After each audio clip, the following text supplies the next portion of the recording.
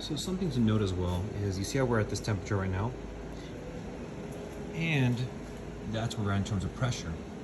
Normally, if you don't have any of the valves open and you keep it closed the entire time while you're heating up the vessel, the pressure will be much higher at this temperature.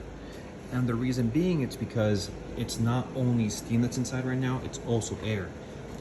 So because we're purging out a lot of the air and pushing it out as we were leaving the valve opening and closing it, we allowed a lot of that air to leave, which is why it's allowing us to get closer to 15 psi without, while we're at getting close to the temperature we want to get to. We don't want to be at a lower temperature with a higher pressure. That's just indicating that there's still a lot of air inside of the vessel. So regardless of what way you're using and operating the system, make sure that you're always monitoring this. So 15 psi is the goal that we want to be at. If you want to do below that, you wouldn't want to do that.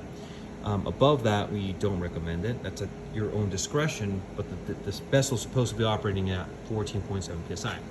So that's why please note that if you haven't purged the vessel, if you hit 15 psi without purging it, this temperature is not going to be close to where you need to be at.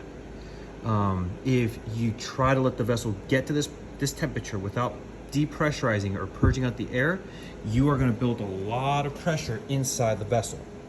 That's why it's critical, and I repeat, it's critical to purge this out once you hit 15 psi the first time, so that you are expelling and getting rid of all the air that's inside the vessel, and it's only steam on the inside.